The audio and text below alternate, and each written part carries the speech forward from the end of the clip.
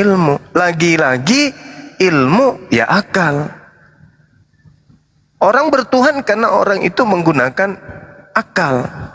Akal ketika didudukkan sebagai senjata untuk menelaah keberadaan Tuhan, itu nggak boleh cacat dia, nggak boleh cacat. Apabila dia cacat, maka hasilnya nanti adalah logika itu sendiri yang menyerang pendapat dari hasil logika yang digunakan. Karena adanya sesat berpikir yang dilahirkan oleh keadaan di mana logika atau akal kita itu tidak sampai kepada titik akan keberadaan hakikat Sang Tuhan yang kita sembah, yang Maha Pencipta, Maha segala-galanya. Nah itu dia. Nah inilah penyakit yang Allah katakan dalam Al-Quran, fi qulubihim marad fazadahumullahu marad. Di dalam hati orang itu ada penyakit. Sampai mereka tidak menggunakan ilmu di dalam bertuhan. Sampai mereka tidak menggunakan akal di dalam beragama. Kalau orang menggunakan akal, orang menggunakan ilmu dalam beragama, akal, ilmu dalam hal ini, maka orang itu akan tersampaikan kepada tauhid. Sampai kepada hakikat ahad dalam konsep bertuhan. Makanya saya katakan bahwa semua nabi itu mengajarkan tauhid. Tak ada kemudian nabi yang mengajarkan tiga Tuhan, atau Tuhan itu terbagi, Tuhan itu membagi diri dan seterusnya, itu nggak ada. Kalau dewa iya. Tapi kalau berbicara mengenai Rob, itu mutlak, absolut, harus sempurna, tidak punya cacat, tidak berbanding, tidak kemudian punya saingan, tidak kemudian ada yang menyerupai. Ya itulah yang disebut unik. Syarat mutlak yang harus dipahami di sini ketika berbicara mengenai konsep Tuhan, ya Tuhan itu harus berbeda. Harus berbeda, harus absolut, harus unik, harus berbeda dengan makhluk. Intinya itu di situ. Jadi kalau ada konsep keagamaan kemudian mendudukkan terkait hal ketuhanan, tidak sampai pada poin akal, itu bahaya. Itu bahaya tuh.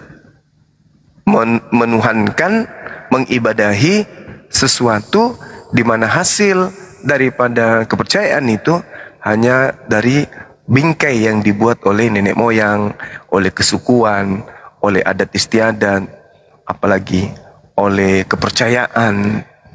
Ya, kalau nenek moyang kan turun temurun. Sejatinya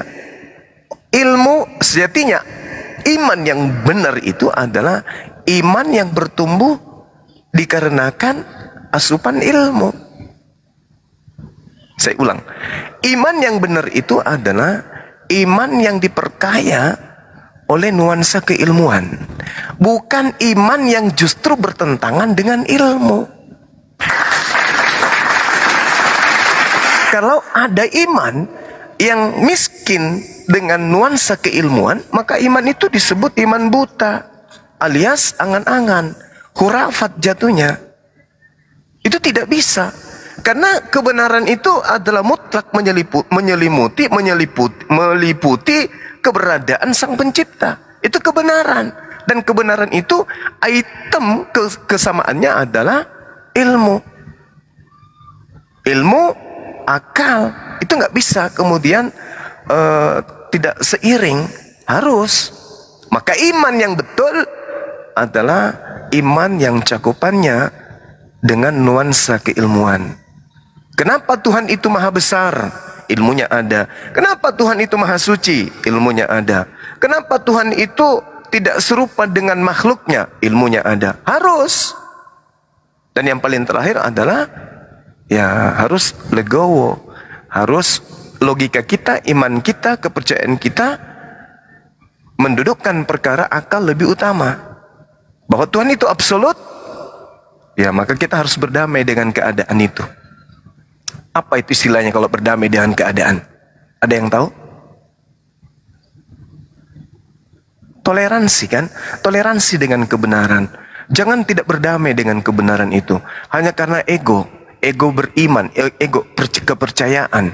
Karena egosentris, karena apa istilahnya ya, terlanjur jatuh cinta, cinta buta. Intinya konsep bertuhan yang betul itu pada ending pondasi akhirnya adalah ya harus legowo, harus toleran, tidak bisa tidak. Kalau Tuhan yang diperkenalkan Islam itu adalah konsep yang benar, ya harus terima. Karena kalau tidak terima, maka Anda akan bertentangan dengan logika Anda sendiri. Padahal logika itu, akal itu adalah hal yang paling berharga di dalam kehidupan Anda sebagai manusia. Jadi kalau yang diperkenalkan kemudian Islam itu betul, benar, sesuai dengan akal sehat, lalu tidak diterima, berarti ya agama Anda itu bermasalah. Keyakinan Anda itu punya cacat. Dan segala sesuatu yang terkait dengan kebenaran absolut itu mustahil bisa sampai kepada kebenaran hakiki, nggak bisa. Karena logika Anda sendiri sudah bertentangan dengan kepercayaan, dengan iman Anda sendiri. Akal Anda sendiri sudah bertentangan dengan objek yang Anda sembah. Artinya Anda tidak sampai kepada level manusia sempurna. Karena yang ada cuman ego, EGP. Yang jelas Tuhanku adalah yaitu. Gak bisa kayak begitu. Karena kebenaran itu ya harus bersih dari noda kelemahan. Dia tidak bisa ditakar dengan takaran makhluk. Dia harus punya tatarannya itu tataran kesempurnaan. Gak bisa tidak. Contoh misalnya nih, saya mengatakan Tuhan yang diperkenalkan oleh Al-Quran itu jelas absolut. Terlepas saya Muslim, terlepas saya Islam, oh itu sangat rasio, sangat seimbang. Apa yang diperkenalkan oleh Al-Quran tentang hakikat ketuhanan itu rasional. Karena itu saya tidak punya penyakit dalam hal bertuhan.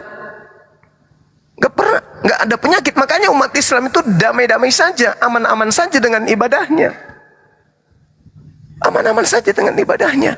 Umat Islam itu nyaman. Sesulit-sulitnya ibadah di dalam ajaran agama Islam, mereka nyaman untuk melakukan itu. Kenapa? Karena tidak ada unsur riak yang muncul di sana antara perbedaan pendapat, kepercayaannya sendiri dengan logikanya sendiri, sehingga dia menjadi manusia yang timpang. Islam alhamdulillah selaras, sejalan, satu not, satu irama, satu gelombang, satu ketukan antara aliran darah, denyut nadi, ketukan jantung, dan juga prosesi ibadah yang dilakukan oleh umat Islam. Nah, itulah Islam itu. Itulah Islam itu. Jadi tak ada kemudian pertempuran antara akal dan iman. Nah, mohon maaf nih, kalau saudara Kristen, oh nggak bisa. Pada saat mereka memuji Tuhan, mereka pada saat itu juga mereka mematikan akal. Pada saat mereka mengatakan agama mereka benar, pada saat itu juga mereka tidak menggunakan logika. Nah, sekarang permasalahannya, manusia apa yang tidak menggunakan logika dalam menentukan sikap? Ayo. Manusia apa kira-kira nih? Gila. Iya, inilah yang dikatakan Al-Quran, ulaika kal an'am balhum adallu. Kata Allah, mereka itu seperti hewan ternak, bahkan lebih sesat lagi daripada hewan ternak. Itu kata Quran. Dan ya jelas itu tidak bisa dipungkiri dong. Gimana ceritanya ada orang beribadah, ada orang beriman, mempercayakan kemudian keimanannya kepada sesuatu, di mana sesuatu itu justru bertentangan dengan logikanya sendiri. Itu penyakit. Makanya Al-Quran mengatakan, ya fi qulubi marad fasadahumullahu marada. Disebabkan kenapa? Mereka ingin menipu Allah, mereka ingin menipu orang-orang beriman, tapi sejatinya mereka hanya menipu diri mereka sendiri. Saya kira begitu teman, sebagai pengantar dari pembuka diskusi kita pada siang hari ini terkait dengan ini. Kok temanya kok larinya kemana-mana ini. Ini bagus ini temanya ini, saya suka. Silakan, mungkin ada yang ingin menambahkan atau menanggapi. Oke. Silakan Ustaz Arif. Mau nambahin atau gimana Bang Moto? Ini ada tamu Rostrum, mungkin dari saudara kita dari Kristen. Rostrum, Selamat siang. Selamat siang, terima kasih diizinkan bergabung, Mas. Ya, Pak Rosrum ini Kristen atau Islam? Beliau Kristen. Ya, terima kasih silakan. Abang Zuma. Silakan. Ya, Sehat selalu Abang Zuma. Makasih Bang, doa yang sama. Mungkin pertanyaannya gini Bang Juma, di dalam kita untuk mempelajari ilmu, dulu saya masih belajar sedikit dalam hukum dasar ilmu hukum. Pertanyaannya telur dulu, ayam dulu, telur dulu, kan begitu ya? Iman dulu atau akal dulu? Akal dulu atau iman dulu? Pertanyaan itu sering kita ungkapkan. Apa yang harus kita dasari hal itu? Pertanyaan ini ke Pak Rostrum atau ke Bang Juma, kita bisa jabarin dua-duanya. Silakan Bang Juma. Kalau misalkan ada pertanyaan itu, iman dulu, akal dulu, atau akal dulu, iman dulu. Silakan Bang Juma. Untuk supaya keilmuannya kita nambah. Silakan. Tafadhol. Iya, baik. Jadi kalau di dalam perspektif akal, di mana akal itu sendiri adalah hal yang kompleks terkait dengan perasaan, keinginan hati, kemudian pikiran, itu akal. Nah, ketika muncul pertanyaan, akal dulu atau iman dulu? Boleh iman dulu, baru berakal? Boleh. Boleh. Boleh juga akal dulu, baru beriman? Juga boleh. Boleh bersamaan dua-duanya juga boleh. Tak ada standar yang harus kemudian dijadikan sebagai patokan dalam hal ini, dalam dua hal ini. Akan tetapi yang terjadi saat ini adalah ketika ada oknum yang mendudukkan iman terlebih dahulu, akal nggak dibawa. Ini yang bahaya. Iman itu kan kepercayaan, kesadaran diri untuk apa istilahnya itu? Untuk mengkaitkan diri pada prosesi suatu keadaan yang terkait dengan kemanusiaan kita akan keberadaan Sang Pencipta. Ada yang kayak gitu. Iman dulu boleh. Tapi yang menjadi masalah kemudian adalah ada yang bertumbuh imannya selalu percaya. Tapi aspek pembenar dari iman itu ditinggalkan. Yaitu apa? Akal. Jadi iman itu selalu ada. Di setiap manusia iman itu ada. Tetapi sayangnya tidak setiap iman, kepercayaan, pisti dalam bahasa Yunani itu dibarengi dengan kebenaran akal. Nah, bagaimana dengan manusia seperti ini? Ini adalah orang yang selalu hidup dalam keadaan menipu. Zalim dia. Dia orang zalim. Zalimnya karena dia zalim terhadap dirinya. Sebaliknya, ada orang yang tidak punya iman, tapi dia berakal. Orang yang berakal kemudian itu lebih cepat menemukan konsep iman yang benar ketika kemudian dalam pola hidupnya ingin bertuhan. Maka orang yang berakal ketika dia ingin bertuhan, maka dia akan mencari Tuhan yang benar. Sembahan-sembahan di atas muka bumi ini kan banyak. Setiap aliran kepercayaan memiliki sembahan sendiri. Orang yang mendudukkan perkara akal lebih dulu, ketika ingin nyebrang menjadi seorang manusia yang punya konsep kehidupan religius, maka dia akan mencari iman yang betul di sini, Tuhan yang betul. Nah, jadi kalau diminta mana lebih bagus, iman atau akal lebih dulu? Lebih bagus akal. Karena kalau iman lebih dulu, ya hanya sampai di situ, percaya aja. Mau dia sembah tuyul, mau dia sembah cuplis, ya iman, percayaan, pisti, EGP dengan itu semua. Inilah yang terjadi dengan saudara-saudara kita. Inilah yang terjadi. Iman tanpa akal. Kalau di Islam kagak. Anak kecil itu diajak untuk beriman. Apa itu? Dari kecil mereka diajari, anak-anakku, Bismillahirrahmanirrahim. Dengan menyebut nama Allah yang maha pengasih, maha penyayang. Akal di situ tumbuh, akal serta di sana. Tuhan itu tak bercacat, Tuhan itu maha pengasih, Tuhan itu maha penyayang. Akal berfungsi. Item akal, kemudian ion-ionnya bekerja. Contoh, Tuhan maha pengasih. Tuhan itu cuma satu. Kristen punya Tuhan, Islam punya Tuhan, Hindu punya Tuhan, Buddha punya Tuhan. Tuhan itu maha pengasih. Berarti Tuhan ini, mau dia Hindu mau Buddha, harus ngasih. Karena dia Tuhan. Harus ngasih. Karena kita ini makhluknya.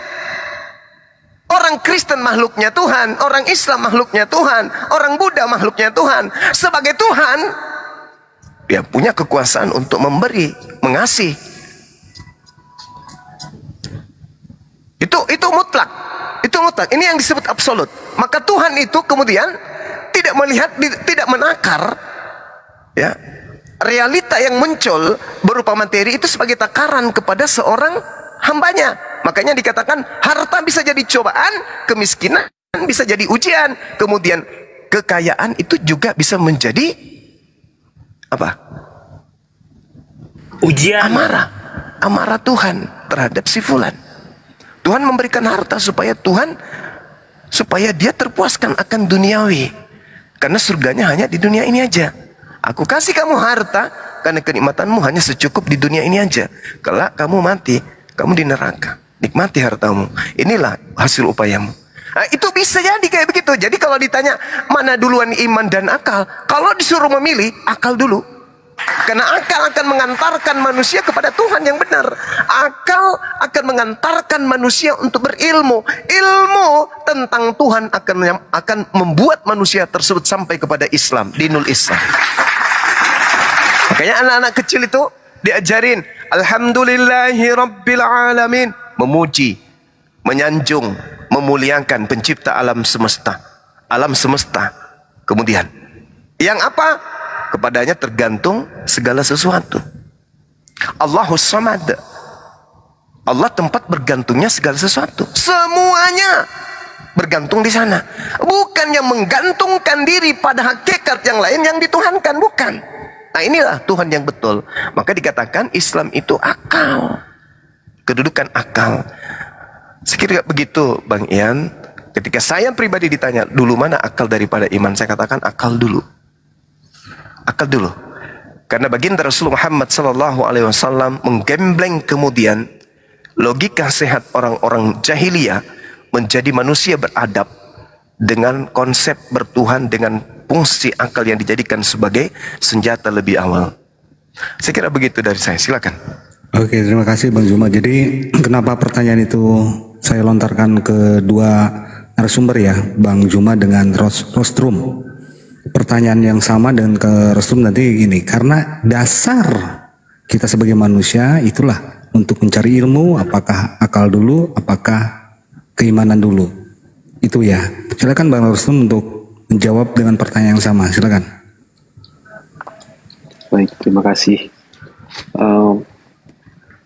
Ya, saya sepakat dengan Abang Zuma bahwa kita harus mengedepankan akal.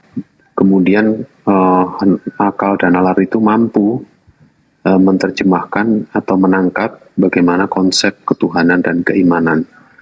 Nah, saya menambahin dari persepsi saya adalah memang perkembangan akal itu mengikuti usia dan umur. Saya menceritakan tentang diri saya bahwa begitu saya terbuka dengan akal dan ilmu pengetahuan, disitulah gejolak kritis tentang kekeliruan-kekeliruan di dalam konsep di internal kami, dalam keyakinan saya, itu bermunculan. Jadi karena ya saya akui bahwa memang keyakinan saya berasal dari warisan, saya menerima dulu karena memang tidak ada kesempatan untuk bagaimana mencerna begitu. Nah, berjalan seiringnya waktu, akal ini terus berkembang. Nah, karena ada kesalahan konsep dalam dogma-dogma, kekeliruan dalam dogma yang berdasarkan pada serapan terjemahan, itulah yang membuat akal saya bergejolak. Jadi saya sepakat dengan Abang Zuma bahwa akal lah yang harus bisa menjadi satu dasar bagaimana kita konsep kita terhadap Sang Pencipta dan keimanan. Terima kasih. Oke, mungkin Bang Kepas mau nambahin karena satu ini ya, satu keimanan Bang Kepas dari kekristenan, silakan Bang Kepas. Jadi dengan pertanyaan yang sama ya. ini kan cerita akal tadi nih. Iya, akal dulu atau iman dulu? Pertanyaan yang sama yang ditanyakan pada Bang Juma walaupun rostrum. Nah sekarang Bang Kepas di dalam kekristenan bagaimana? Silakan. Emang kami nggak punya akal. Apa yang ditanya itu yang dijawab gitu loh. Saya nggak nanya Iya, kamu tadi kan- punya akal atau tidak gitu loh. Ya saya punya akal. Iya, akal dulu atau iman dulu? Punya otak. Silakan. Punya iman Pertanyaan dulu lah. simple. Baru. Punya otak, iya. Punya iman dulu. Imani kan gitu. Baru nanti setelah tumbuh anak-anak remaja dewasa berakal, dia makin berkembang otaknya. Terus Main logika lah, main logika. apa itu logika, Bang? Logika itu berpikir rasional. Nah, oke. Rasional dulu, iman dulu. Kalau gitu. Ya kita rasional dulu lah baru beriman. Oh, oke. Sekarang saya bertanya lagi Bang Juma, soalnya jawabannya begitu ya. Sama Pak Rostrum maupun Kepas maupun Bang Juma. Setelah hal ini di dua keagamaan ini, Islam maupun Kristen, di dalam keilmuan ada dua kitab suci, yaitu Bible dan Al-Quran Al-Karim. Pertanyaannya, dasar keimanan Kristen atau Islam itu dari mana? Kriteria kitab suci. Silakan Bang Rasul. Silakan Bang Rasul. Ya, ya. Oke, poinnya tadi yang Abang tanyakan tetap ini kan konsep, maaf tadi saya agak Iya betul. Jadi kekristenan itu dari mana diambil? Apakah dari Bible atau dari doktrin gitulah? Atau Islam pun sama? Apakah dari doktrin atau dari Al-Quran? Silakan. Oke. Kitab suci lah ya. Iya, iya. Jadi memang dari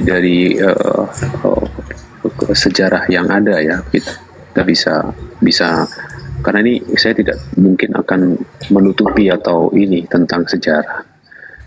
Kekristenan sejak diputuskan di abad sejak berdirinya kekristenan dan memutuskan kitab sucinya itu didasarkan pada dogma.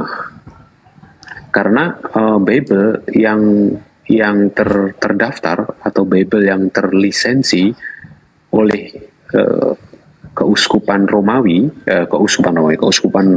kepausan Roma itu ada 2400. Bahkan sekarang bertambah begitu. Jadi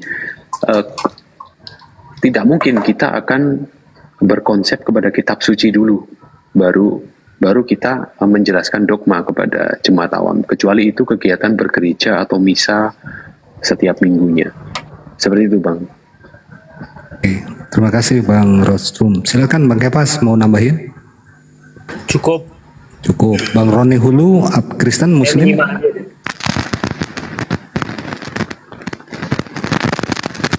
Bang Roni, aduh, mic-nya gerusuk-gerusuk.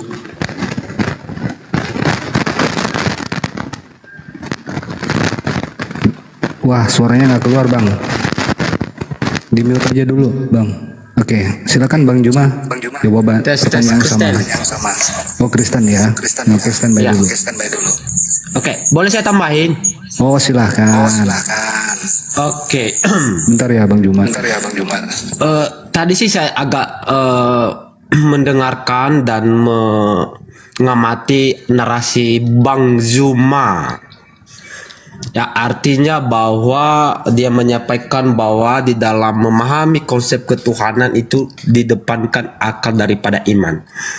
Jadi ketika dia menyampaikan hal itu, berarti ketika pun saya membuat framing bahwa saya mengatakan bahwa perjalanan agama Islam itu adalah perjalanan menuju akal. Berarti Anda setuju dengan framing saya? Bertanya lagi. Oke. Jadi Roni, ketika suaramu Anda double, setuju Roni. dengan pernyataan saya Suaramu bahwa double. agama Islam adalah agama yang menuju perjalanan menuju akal. Artinya bahwa agama Islam dan agama dan ateis itu tidak jauh beda. Dan bisa dikatakan bahwa Islam itu adalah agama yang bersembunyi di dalam diri agama.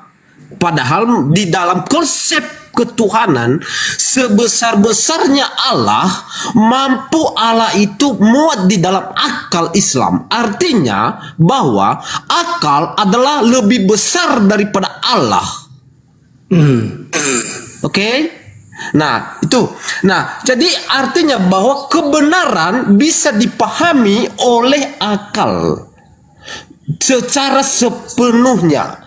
Nah, berarti ketika akal mampu menjelaskan konsep Tuhan itu, Tuhan yang Maha Kuasa, berarti ada beberapa ada tes-tes nanti yang akan saya kasih kepada Anda dan perjelaskan secara akal. Apakah mampu? Nah, jadi harus diuji seberapa besar kapasitas akal Anda itu. Jadi ketika Anda mengatakan bahwa saya di akal Anda untuk didepankan, pertanyaan saya itu simpel kok. Gimana? Untuk keagamaan itu akal dulu atau iman dulu atau akal dulu. Jadi pilihan atau ya, bukan dan. Kalau misalkan contoh pertanyaan saya, iman dulu dan akal dulu, itu berarti dua-duanya boleh bersama. Tapi kalau atau pilih salah satu, ngerti kan pertanyaannya? Begini bro, dalam jawab aja kalau misalkan kamu nggak bisa jawab. Gini, bro, harus ada pembatasan bro, ada pembatasan bro. Sebenarnya saya mau diskusi sama si Juma, bukan sama Anda sih. Oke, gini, jadi pertanyaannya langsung aja Bang Juma ya, TikTok aja. Ya, silakan Bang Yan. Silakan, pertanyaannya yang sama, silakan Bang Juma. Iya, baik. Jadi kalau di Islam itu kan sudah sangat jelas ya. Islam dibangun dengan pondasi Quran. Jadi Islam itu adalah makhluk Qurani. Makhluk yang pola kehidupannya, kerangka berpikirnya itu adalah landasan Al-Quran. Kenapa demikian? Karena Al-Quran itu memberikan ruang lebih besar pada diri manusia yang konsentrasinya terhadap akal, di mana akal itu adalah mesin untuk berpikir. Itu dalam hukum Islam. Jadi Al-Quran memberikan porsi terluas, terbesar terhadap akal pikiran manusia di dalam mengembangkan kemanusiaannya dalam hubungannya kepada pencipta dan hubungannya dengan alam semesta. Ini nggak bisa kemudian dianut oleh agama lain selain daripada Islam. Islam itu begitu polanya. Maka takarannya kemudian ketika umat Islam itu beriman, landasan pikirannya tertuju kepada Al-Quran, maka item yang muncul kemudian adalah Allah Subhanahu wa Ta'ala menjelaskan tentang konsep keberadaannya kemudian dan tujuan kehidupan manusia, dalam hal ini senjata akal sebagai pelumpuh dan penakluk bumi. Maka Allah berpesan dalam Al-Quran surah Qaf ayat 16, A'udzubillahi minasyaitonirrajim, walaqad khalaqnal insana wa na'lamu ma tuwaswisu bihi nafsuh wa nahnu aqrabu ilaihi min hablil warid. Dan sungguh aku Allah menciptakan manusia, dan sungguh Aku Allah mengetahui apa yang dibisikkan oleh hati manusia, dan aku Allah lebih dekat kepada manusia daripada manusia itu sendiri terhadap kedekatannya akan urat lehernya. Nah, ini nggak bisa mau dibolak-balik seperti apapun. Kemudian insting bertuhan polanya adalah akal. Pada diri manusia untuk mencari keberadaan Tuhan, Allah mengatakan, tak usah kamu cari aku lebih dekat daripada urat nadimu. Kamu terhadap urat nadimu itu belum apa-apa, aku lebih dekat kepadamu daripada urat nadimu. Mana pembuktiannya? Manusia mana yang bisa mengetahui seperti apa aspek lambung di dalam? Usus 12 jari, jantung kita kayak mana, darah kita mengalir setiap hari itu seperti apa, urat-urat kita tersusun seperti apa, saraf-saraf di otak kita itu kayak mana. Ini ada di batok kepala, tapi kita sendiri selaku manusia tak tahu item-item apa aja, bentuknya seperti apa, kayak mana cara operasionalnya. Padahal kita mengaku itu adalah kepala kita, tapi kita nggak tahu apa yang ada di dalamnya. Maka Allah mengatakan apa? Walaqad khalaqnal insana wa na'lamu ma tuwaswisu bihi nafsu. Aku lebih dekat kepada mereka, kata Allah. Wa nahnu aqrabu ilaihi min hablil warid. Bahkan aku lebih dekat kepada manusia itu daripada manusia itu sendiri terhadap urat lehernya. Gila kan? Gila kan Al-Quran itu?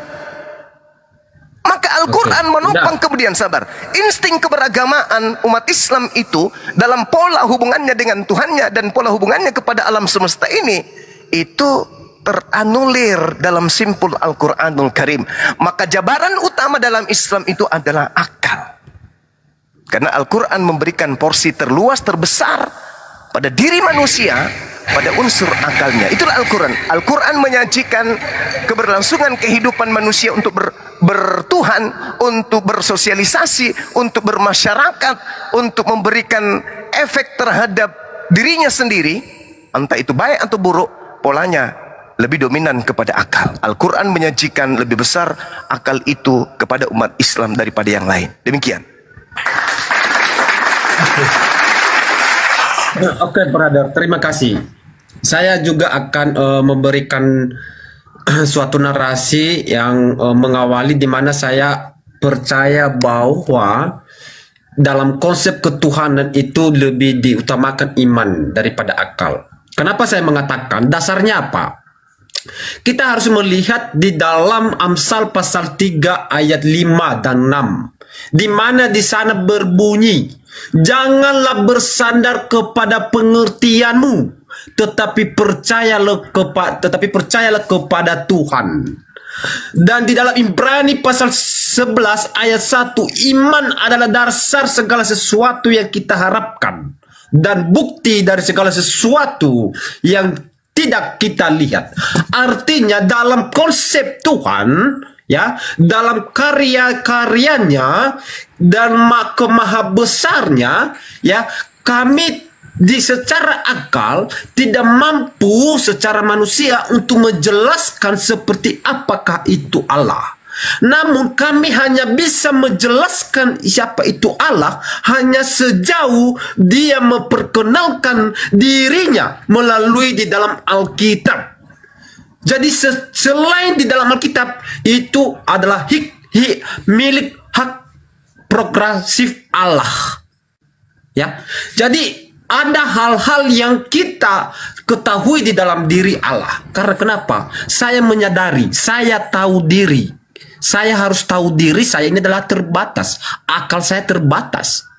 Nah, ketika Anda mengatakan bahwa akal Anda didepankan dalam konsep ketuhanan, seberapa besar kapasitas otak Anda itu? Apakah boleh saya tes dalam konsep ketuhanan Anda? Mampukah Anda menjelaskan Tuhanmu itu seperti apa? Nah, jadi itulah dalam konsep ketuhanan kami, dalam karya-karya keselamatan, penciptaan, dan segala macam, ya, tidak bisa dibatasi oleh akal manusia. Makanya Tuhan kami melarang kami, janganlah bersandar kepada pengertianmu. Kenapa begitu, bro? Karena pikiran ini bisa menyesatkan. Pik. Bagaimana Anda mengandalkan akal? Berarti Anda mengandalkan akal daripada Tuhan. Berarti Anda tidak ada bedanya dengan ateis, bro. Ateis juga dalam memahami konsep Tuhan, mereka juga tidak percaya. Kenapa? Karena akal mereka bermain. Itu ya. Jadi sehingga mereka tidak percaya kepada Tuhan. Jadi makanya saya mengatakan tidak ada bedanya, bro. Iya. Untuk teman-teman di bawah, Bang Marcelino, jika ingin syahadat tadi mungkin dia terpental ya. Jadi boleh naik lagi dan silakan Bang Zuma untuk ditanggapi Bang Roni ini. Baik. Benar yang disampaikan oleh beliau. Tolong dicatat teman-teman. Silakan. Beliau mengatakan Amsal 3 nomor 5 nomor 6. Percayalah kepada Tuhan dengan segenap hatimu dan jangan bersandar kepada pengertianmu sendiri. Akuilah dia dalam segala lakumu, maka ia akan meluruskan jalanmu. Ini betul. Kalau di dalam Amsal 3 kita nggak boleh bersandar pada pengertian kita sendiri, apalagi bersandar kepada pengertian orang lain. Tidak boleh. Maka rujukannya itu harus kepada siapa? Kepada Allah, kepada Tuhan. Kepada Tuhan, tidak boleh kepada karangan-karangan orang lain, tidak boleh. Kenapa? Kenapa demikian? Karena Tuhan itu maha tahu. Tuhan itu maha tahu. Sumber segala pengetahuan itu adalah Tuhan. Maka Tuhan menciptakan makhluknya bernama manusia, memberikan chip pada manusia berupa memori yang disebut akal. Selanjutnya Tuhan menurunkan kitab wahyu yang unsur item-item yang muncul dalamnya adalah pewahyuan. Maka harus mutlak absolut buku itu, kitab itu harus berkesesuaian dengan chip memori yang ada di batok kepala manusia. Gak boleh tidak. Makanya di awal tadi saya katakan harus ada keseimbangan, harus ada kebenaran absolut. Jadi kita tidak boleh bersandar kepada karangan-karangan orang, kesaksian-kesaksian, nggak boleh. Makanya Al-Quran itu mengedepankan, menitik beratkan kepada porsi terbesar akan akal itu diberikan oleh Al-Quran. Itu dulu poinnya. Nggak boleh bersandar kepada pengertian manusia, nggak boleh. Sedangkan Yesus sendiri mengatakan apa? Aku loh, utusan Tuhan loh, manusia pilihan loh. Tidak berkata-kata dari diriku sendiri. Apa yang aku katakan, apa yang Tuhan firmankan kepadaku, itu yang aku katakan. Nah, permasalahannya sekarang ini, saudara-saudara kita mendudukkan imannya pada karangan-karangan orang. Gak boleh. Makanya kebenaran sebuah agama, sabar dulu. Kebenaran sebuah agama itu dilihat dari pola apa? Pola masuk akal ke agama itu, rasio ke agama itu. Karena takaran kebenaran sebuah agama itu berasal dari Tuhan, benar tidaknya dan tolak ukurnya itu adalah objektivitas akal. Nggak bisa tidak. Nggak boleh. Kalau Anda mengatakan bahwa harus kembali kepada fitrah kita sebagai manusia, harus tunduk kepada segenap apa yang Tuhan berikan kepada kita, jangan bersandar kepada diri kita sendiri, apalagi bersandar kepada surat-surat robek. Nggak boleh. Surat kabar yang kita percayai sehingga apa? Timpang dalam kehidupan keberagamaan antara keyakinannya, kepercayaannya dengan akalnya bertentangan. Itu berarti Anda bersandar kepada bukan Tuhan, Anda bersandar kepada karangan manusia. Karena firman Tuhan mustahil punya cacat. Firman Tuhan mustahil bertentangan dengan akal.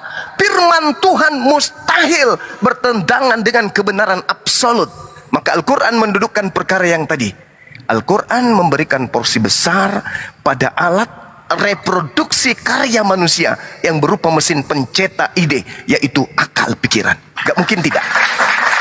Nah ini yang harus Anda sadari. Ketika saudara menggaungkan Amsal 3 nomor 5, oh senang saya.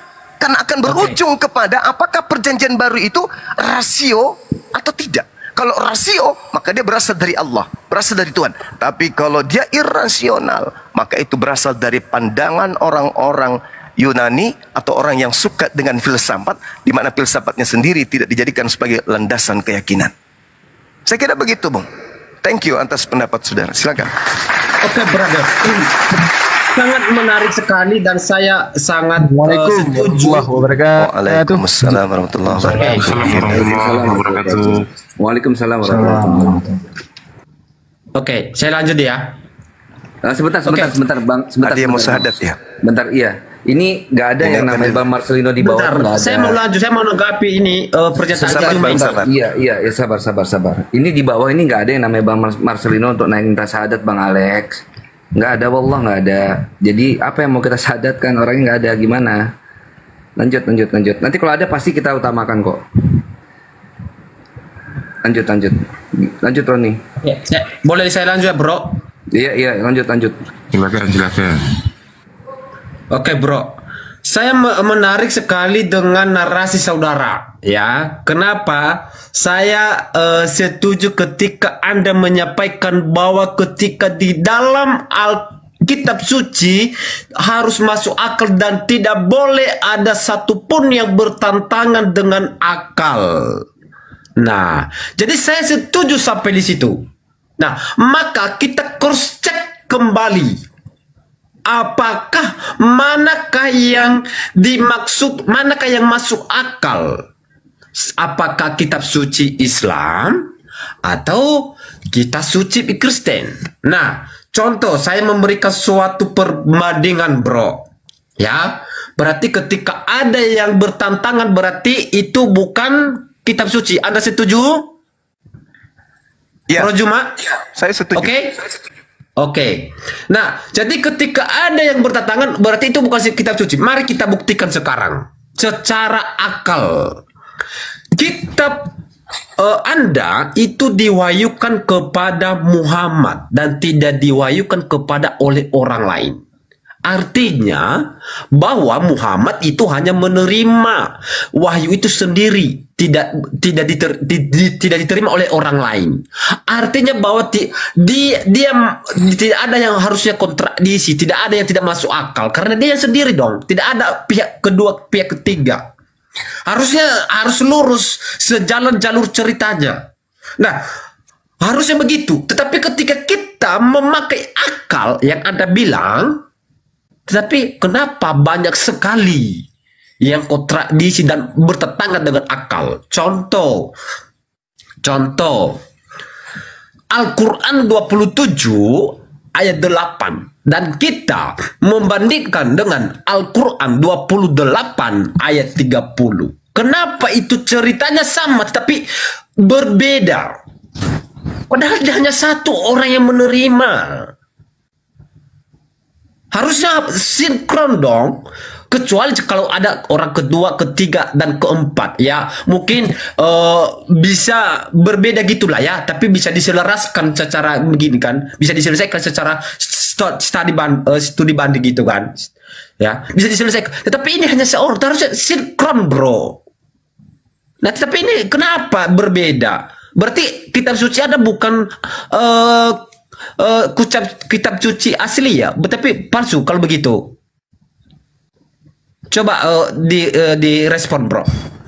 Masih banyak yang layak. Ini hanya satu aja. Masih kalau nanti Anda minta mana lagi yang bertentangan dengan akal, saya akan tunjukkan ayat yang lain. Tapi ini hanya satu aja dulu, biar Anda jangan terguncang. Iya, silakan. baik. Saya ambil satu ayat aja ya. Al-Quran yang Anda sebutkan, An-Nahl ayat 8.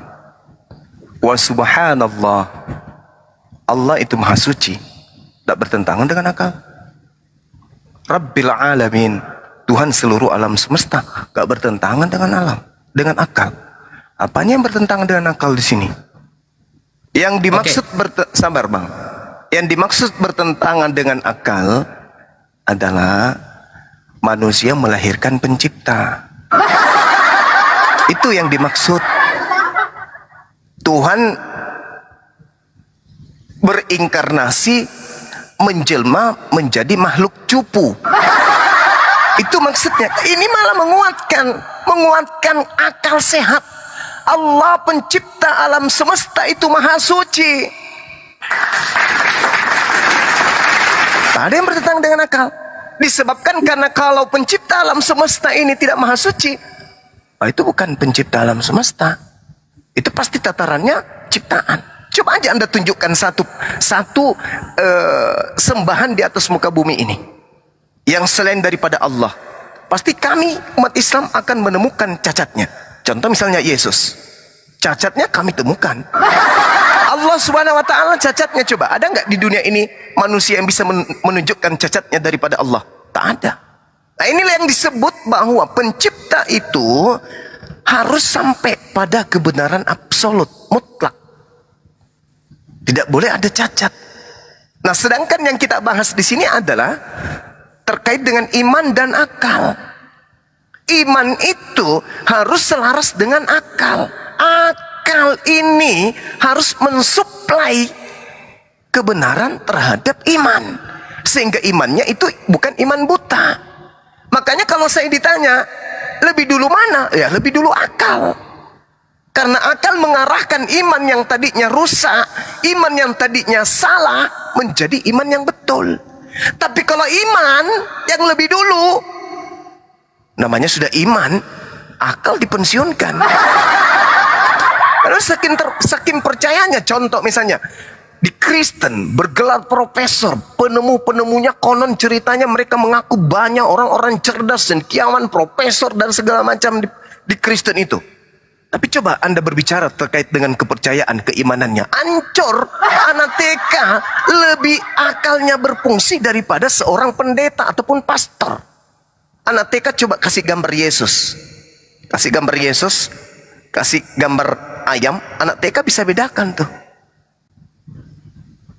Tapi kalau kemudian seorang pendeta disuruh tunjuk, ini siapa? Ini Tuhan Yesus katanya.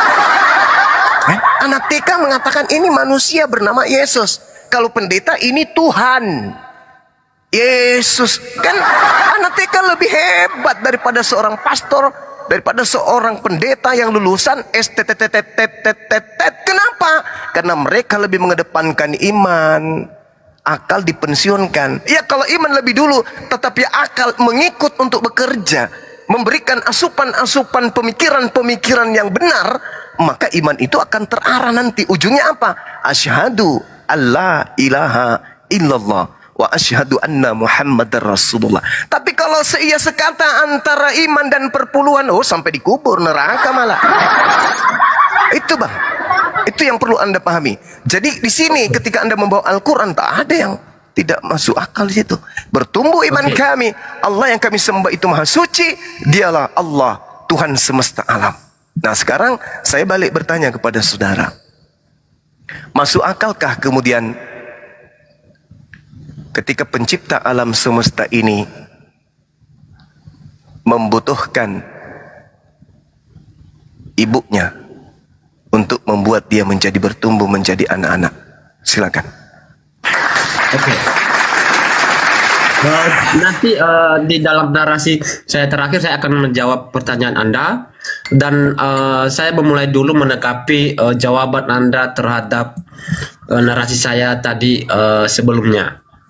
Tadi saya memberikan beberapa ayat-ayat Al-Quran yang memberikan edukasi kepada kita bahwa kitab suci saudara itu banyak yang tidak masuk akal. Tetapi Anda mengatakan dari mana tidak masuk akal?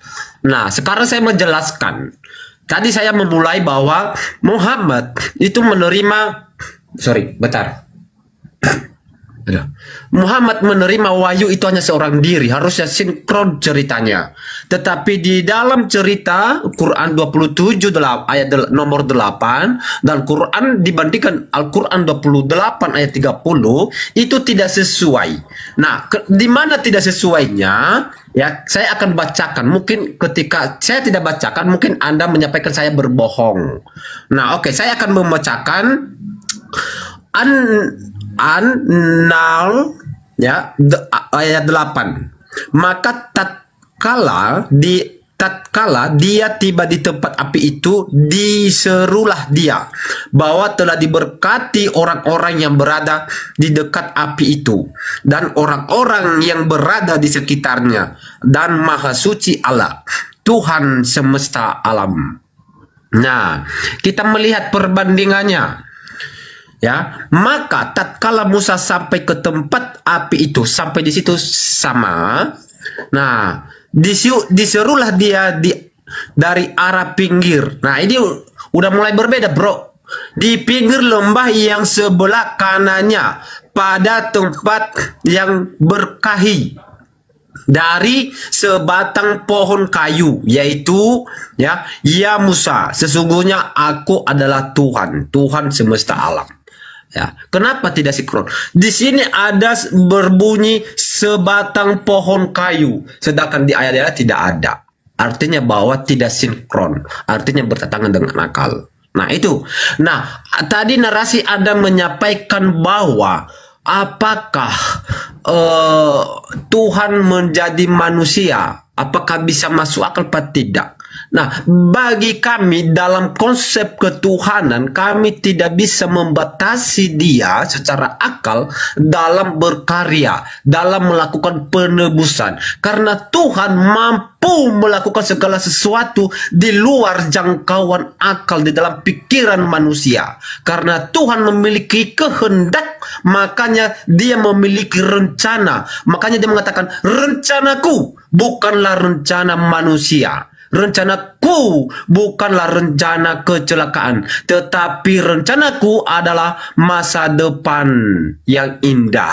Artinya bahwa rencana Tuhan dan rencana manusia itu bersungguh berbeda. Apa yang kita pikirkan itu bertolak belakang di hadapan Tuhan. Ketika kita melihat orang beribadah di pinggir jalan, kita melihat mereka itu sangat beriman. Itu kita melihat kacamata manusia. Tetapi Tuhan melihat hati saudara. Apakah Anda itu mencari penghormatan? Anda ingin dipuji? Apakah Anda ingin supaya dianggung-anggungkan? Nah, artinya itulah perbedaan konsep kami, bro. Ya. Dengan pertanyaan saya boleh disentuh sedikit, Bang? Oke, nanti ini terakhir ini. Oke, ini terakhir ya. Jadi saya menanggapi satu persatu narasi Anda. Jadi saya tidak mau melalui pertanyaan Anda. Nah, jadi itulah konsep dalam kami. Jadi Tuhan kami tidak membatasi secara akal. Nah, kalau kami membatasi, sama artinya bahwa kami sama dengan ateis. Oke, itu ya. Nah, terakhir saya akan menjawab pertanyaan Anda. Anda menanyakan tadi, coba diulang tadi, bro. Agak saya. Ini tajam ke Al-Quran tapi tumpul ke Bible. Gini, Bung, yang saya tanya, masuk akal tidak kemudian ketika Tuhan pencipta alam semesta membutuhkan kemudian bantuan seorang ibu untuk kemudian dia berkembang, bertumbuh menjadi anak-anak? Oke. Ketika Tuhan Yesus dalam mengambil atau menambahkan kodrat manusia di dalam dirinya, ya. Sabar. Introduksi. Itu masuk akal atau tidak masuk akal? Itu aja kok poinnya. Nggak usah dijelaskan. Makanya saya bilang bahwa nggak usah dijelaskan, Bang. Nggak usah dijelaskan. Mengambil rupa manusia menjadi daging, menjadi kecap, menjadi lombok. Saya nggak butuh itu. Yang saya tanya, masuk akal atau tidak masuk akal? Tuhan pencipta alam semesta menjadi bayi. Silakan. Oke, masuk akal karena dia maha besar dong. Maha kuasa, dia mampu melakukan sesuatu. Berarti maha kuasa itu maksudnya dia bisa menjadi tidak maha kuasa? Ya bisa, dia dalam derajatnya, dalam kodrat kemanusiaan. Berarti kalau dia maha kuasa, Anda ngerti nggak arti maha kuasa itu, Bang? Secara keilahiannya dia mampu melakukan segala sesuatu. Enggak, yang saya tanya, Anda ngerti nggak maha kuasa? Paham. Apa maha kuasa itu? Selama-lamanya maha kuasa kan? Mampu melakukan segala sesuatu. Bukan itu. Maha kuasa itu artinya selama-lamanya maha kuasa kan? Betul. Nah, ketika dia menjadi bayi, apakah dia masih maha kuasa? Oke, Anda percaya nggak dalam diri Yesus natur kemanusiaan dan enggak, itu sudah tidak masuk akal. Ini kita berbicara mengenai akal, Bang. Itu konsep iman. Makanya ketika Anda tidak menerima konsep iman Anda. Makanya bertentangan dengan akal, bro. Itu konsep akal yang saya bahas ini, konsep akal. Masuk akal tidak. Kan saya lebih mengedepankan akal, Anda mengedepankan iman kan? Nah sekarang masuk akal tidak Tuhan yang Maha Kuasa menjadi anak bayi yang cebok sendiri aja nggak berkuasa?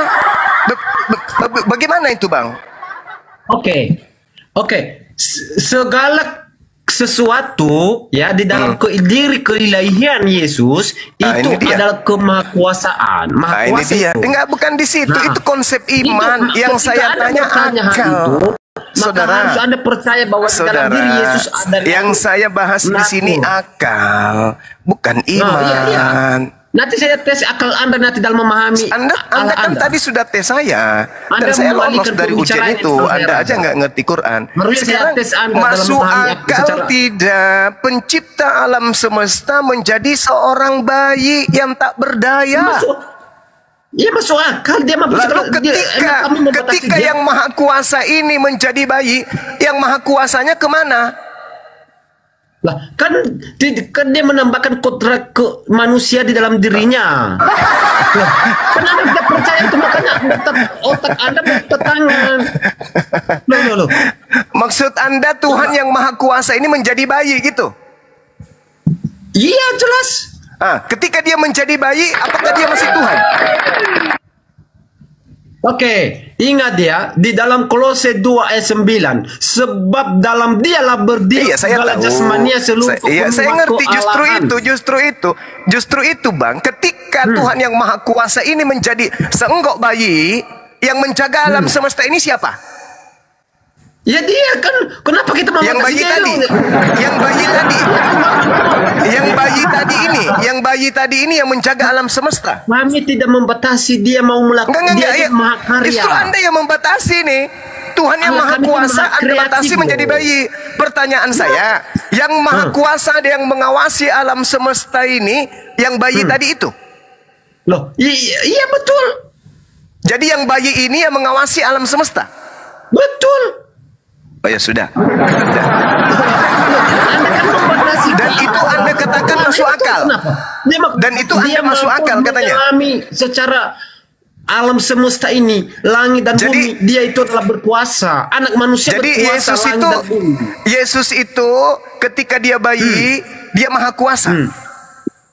Ya jelas dong. Boleh Anda narasikan secara akal kemahakuasaan seenggok bayi ini? Konsep kemahakuasaannya ya berdasarkan Filipi kalau nggak salah, dia mengatakan bahwa dia tidak menganggap kesetaraan dengan Allah, dia mengosongkan diri. Tadi Tuhan sendiri di Amsal 3 katanya nomor 5, jangan bersandar kepada pemikiran orang. Filipi itu pikiran siapa Bang? Filipi itu pikiran siapa? Itu pikiran Tuhan lah. Oh, jadi Paulus sudah jadi Tuhan Anda sekarang? Baiklah.